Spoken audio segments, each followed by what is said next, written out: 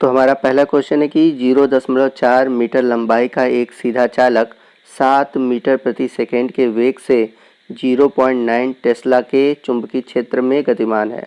चालक के सिरों पर उत्पन्न प्रेरित विद्युत वाहक बल क्या होगा? तो किसी भी चालक के सिरों पर उत्पन्न जो प्रेरित विद्युत वाहक बल होता है V इक्वल टू होता है BVL। तो विद्युत वाहक बल ज्ञात करने के लिए जो V का वैल्यू है वो दिया हुआ है आपको 0.9। उसके बाद बात करें V की वैल्यू की, तो V का वैल्यू दिया है 7 और उसके बाद लंबाई दिया हुआ है 0.4 मीटर यानी कि L। तो इसको अगर हम सॉल्व करेंगे तो हमारा वैल्यू आएगा 2.52 वोल्ट। आप इसको सॉल्व करके देख सकते हैं। तो यहाँ पर हमारा जो राइट ऑप्शन है ऑप्शन थर्ड है। क्वेश्चन नंबर 2 की ओर चलते हैं। यदि 10 फेरों वाली एक तार की कुंडली से गुजरने वाले चुंबकीय फ्लक्स में 2 सेकंड में 15 वेबर की वृद्धि होती है तो कुंडली में उत्पन्न विद्युत वाहक बल होगा। तो जो फैराडे का नियम होता है अगर उसके अनुसार देखें E इक्वल टू क्या होता है -N delta phi upon delta t. तो यहाँ पर सब वैल्यू दिया हुआ है। तो यहाँ पर N की वैल्यू दी है हुए है 10, फाई की वैल्यू दी है 15 और डेल्टा टी की वैल्यू दी गई है 2। तो अगर आप इसको सॉल्व करेंगे तो सॉल्व करते हैं तो 10 इंटू 15 अपॉन 2, तो 10 को 2 से काट देंगे तो 5 इंटू 15 इक्वल टू हो जाएगा 75। तो यहाँ पर 75 वोल्ट हमारा राइट आंसर है। बढ़ते हैं अगले क्वेश्चन की ओर। क्वेश्चन नंबर 3 है विद्युत चुंबकीय प्रेरण में उत्पन्न प्रेरित विद्युत वाहक बल की दिशा किस नियम से ज्ञात की जाती है? तो विद्युत चुंबकीय प्रेरण में उत्पन्न प्रेरित विद्युत वाहक बल की जो दिशा होती है वो फैराडे के दूसरे नियम जिसे कि हम लेंज का नियम कहते हैं उसके द्वारा ज्ञात किया जाता है। तो हमारा राइट ऑप्शन होगा ऑप्शन 2, ये नहीं कि आप ऑप्शन 3 का दीजिएगा। चलते हैं क्वेश्चन नंबर 4 की ओर। चुंबकीय क्षेत्र में स्थित किसी सतह पर खींचा गया अभिलंब क्षेत्र की दिशा से x कोण बनाता है। सतह के ए क्षेत्रफल से गुजरने वाला फ्लक्स होगा। तो किसी भी सतह से गुजरने वाला जो फ्लक्स होता है वो फाई बी होता है, उसके बराबर होता है बी इंटू ए के। इसे बी ए कॉस थीटा भी कहते हैं जो कि एक अदिश गुणनफल होता है।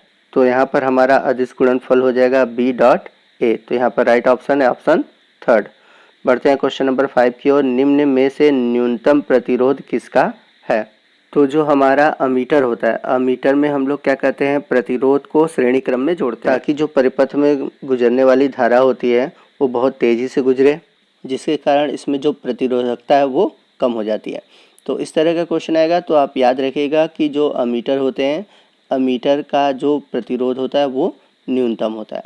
तो यहाँ पर आपका जो राइट ऑप्शन है ऑप्शन 2 अमीटर का वोल्ट। जबकि वही हम बात करें वोल्ट मीटर की तो वोल्ट मीटर में हम समांतर क्रम में प्रतिरोध को जोड़ते हैं। आइए चलते हैं अगले क्वेश्चन की ओर। क्वेश्चन नंबर 6 है एक ऊंचाई ट्रांसफार्मर 120 वोल्ट की लाइन पर 2400 वोल्ट पर 2 एम्पीयर धारा प्राप्त करने में प्रयुक्त होता है। यदि प्राथमिक कुंडली में 100 फेरे हैं तो द्वितीय कुंडली में फेरों की संख्या बताइए। तो हम सभी जानते हैं कि प्राथमिक कुंडली में फेरों की संख्या यानी कि NP बटे द्वितीय कुंडली में फेरों की संख्या अर्थात NP upon NS equal to हो जाएगा VP अपॉन VS, यानी कि प्राथमिक कुंडली में वोल्ट की वैल्यू बटे सेकेंडरी कुंडली में वोल्ट की वैल्यू। तो यहाँ पर हम लोग वैल्यू को रखते हैं। तो प्राथमिक कुंडली में जो फेरों की संख्या है वो है 100 और प्राथमिक कुंडली में जो वोल्ट है वो 120 है और द्वितीयक में जो वोल्ट है वो है 2400। तो सेकेंडरी कुंडली में जो फेरों की संख्या वो हमें ज्ञात करना है यानी कि NS ज्ञात करना है। तो हम इसको सॉल्व करेंगे तो सॉल्व करने पे जो हमारा वैल्यू आएगा वो आएगा 2000। बढ़ते हैं अगले क्वेश्चन की ओर। क्वेश्चन नंबर 7 है एक ट्रांसफार्मर की दक्षता 80% है। यह 4 किलोवाट व 100 वोल्ट पर कार्य करता है। यदि द्वितीयक विभव 240 वोल्ट है तो प्राथमिक कुंडली में धारा का मान होगा। तो आपको धारा की वैल्यू बतानी है। तो हम सभी जानते हैं कि जो फार्मूला होता है वो होता है P इक्वल टू VI। तो I इक्वल टू क्या हो जाएगा P अपॉन V।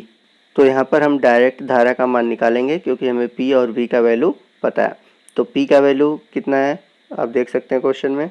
तो P का वैल्यू दिया है 4 किलोवाट यानी कि 4000 वाट। और v का वैल्यू भी दिया है 100। तो यहाँ पर हम जब सॉल्व करेंगे तो आ जाएगा हमारा 40 एम्पियर। तो राइट ऑप्शन है ऑप्शन 4। बढ़ते हैं अगले क्वेश्चन की ओर। क्वेश्चन नंबर 8 है, लेंज का नियम किसके संरक्षण से संबंधित है? तो आपका ऑप्शन है आवेश, ऊर्जा, द्रव्यमान और संवेग। तो लेंज का नियम ऊर्जा संरक्षण से संबंधित, तो यहाँ पर राइट ऑप्शन होगा ऑप्शन 2। तो आइए चलते हैं अपने अगले क्वेश्चन की ओर। क्वेश्चन नंबर 9 है, एक अपचाई ट्रांसफार्मर में निवेशी विभव 200 वोल्ट है व निर्गत विभव 5 वोल्ट है।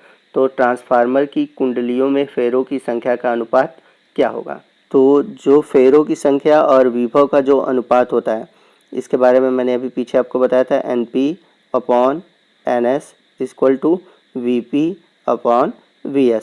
तो ये तो मैंने पीछे बताई है। यहाँ पर आपको विभव का अनुपात पूछा हुआ है। तो प्राथमिक जो वोल्ट है वो है 200 और जो द्वितीयक है वो 5 है। तो 200 में 5 का भाग देंगे तो आ जाएगा हमारा 40/1। तो यहाँ पर हमारा जो वैल्यू है यानी कि राइट ऑप्शन है ऑप्शन फर्स्ट।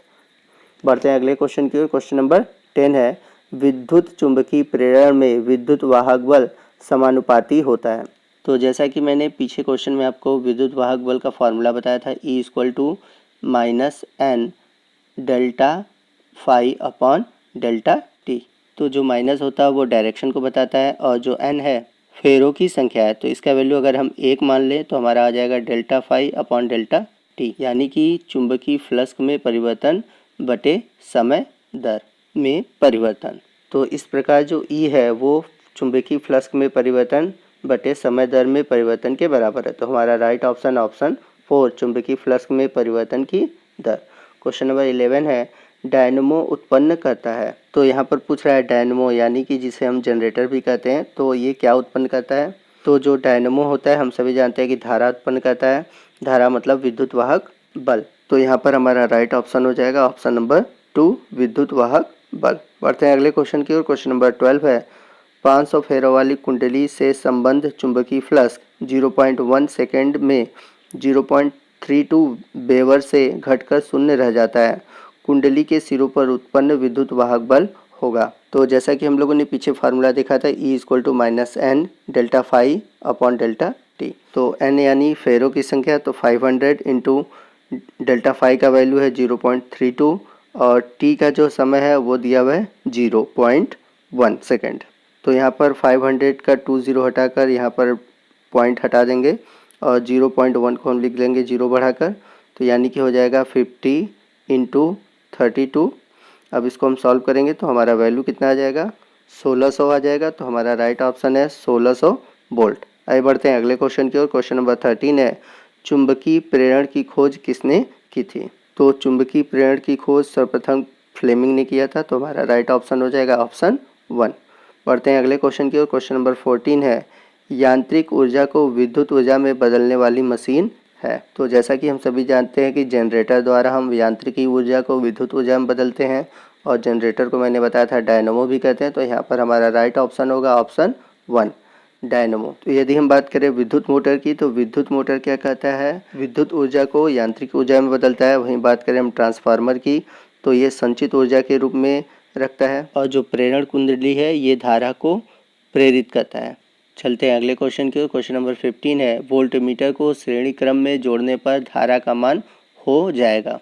तो यदि हम बात करें वोल्टमीटर की, तो वोल्टमीटर का जो प्रतिरोध होता है वो बहुत अधिक होता है, इसलिए इसे समांतर क्रम में जोड़ा जाता है ताकि इसमें जो गुजरने वाली धारा का मान हो वो सेम रहे, उसमें कोई त्रुटि न हो। लेकिन जब हम वोल्टमीटर को परिपथ में श्रेणी क्रम में जोड़ते हैं तो धारा का जो मान होता है कम हो जाएगा। क्यों हो जाएगा? क्योंकि श्रेणी क्रम में जब हम वोल्टमीटर को जोड़ते हैं तो प्रतिरोध का मान बहुत अधिक होता है। तो प्रतिरोध का मान इतना अधिक होता है कि जो धारा का मान होता है वो बहुत ही कम हो जाता है, यानी कि बहुत ही कम। एक तरह से हम कह सकते हैं कि धारा का मान नगण्य हो जाएगा। तो इसलिए यहाँ पर हमारा राइट ऑप्शन है ऑप्शन 3, 0। तो यहाँ पर हम कम नहीं लिखेंगे, यानी कि जो हमारा ऑप्शन रहेगा वो हमेशा 0 रहेगा, न कि कम रहेगा। तो आज के वीडियो में आपका स्कोर कितना रहा आप ज़रूर नीचे हमें कमेंट बॉक्स में बताइएगा। और यदि वीडियो अच्छा लगा हो तो ज़रूर लाइक और कमेंट करिएगा। और कोई भी डाउट हो तो आप हमसे कमेंट करके पूछ सकते हैं, मैं आपको उसका रिप्लाई करूँगा।